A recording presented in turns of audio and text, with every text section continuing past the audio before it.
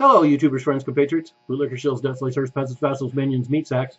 I'm a Useful Idiot. Welcome, and let's go to Israel. And I'll wait a couple of seconds because I know there's a couple of people that are going to unsubscribe just for the fact that I even brought up Israel. So let's wait a couple of seconds. All right, that's good enough. Now that they've left, let's go back and talk about Israel. So what we have are the current negotiations going on for the next generation aid package, and this is being negotiated right now between Benjamin Netanyahu and Barack Obama. And I think one of the interesting aspects of the story is that Netanyahu initially wanted to wait until Obama was out of office, but changed his position recently after meeting with Senator Lindsey Graham. And I'm not surprised. I assume what Lindsey Graham told him is that if Hillary Clinton becomes president, then Benjamin Netanyahu and Israel will be in like Flint. They'll be set for life. But if Donald Trump becomes president, he promised us to support Israel, but he has some issues with foreign aid, including what is given to Israel.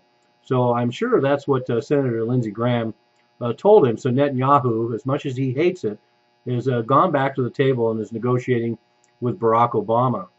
And the last deal was from 2007 to 2017, and $30 billion over that 10-year period, which of course flew by, and Gaza and Israel spent that money on their last assault on Gaza, and of course it wants to up the ante with this next aid package.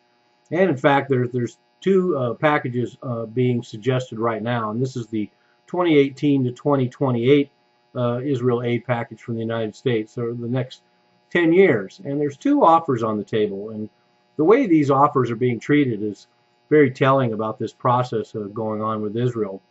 The U.S. offered two packages. They can either take $3.7 billion a year, which is a considerable jump than what they've been getting, which makes it $40 billion over the next 10 years. And the second, but the one catch with that deal is that Israel must promise not to lobby Congress for any additional aid in those 10 years. And so the second proposal is if Israel doesn't want to make that promise of not lobbying Congress for even more money, then they will get $34 billion over 10 years. That's still a $4 billion increase over the last 10-year aid package, but neither proposal is flying, and that's where I have an issue. The fact that Israel, and particularly Benjamin Netanyahu, can be so arrogant to be negotiating for this free handout from the United States to Israel, and he doesn't like either proposal, both of which are very generous. Both are a huge increase from what they've been getting in the last 10 years, and yet it isn't enough.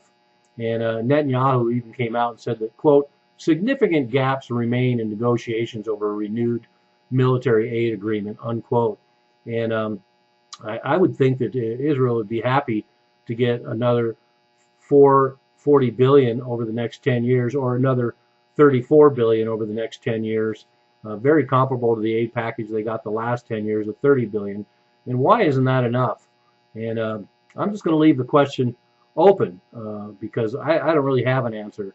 I think most countries that get U.S. aid are very grateful for it, and will take whatever the U.S. has to offer, but not Israel. They are coming to Barack Obama. They're coming to the United States. They're coming to the American taxpayer, and they're saying, show me the money. I'm a Useful Idiot. Don't you be one too.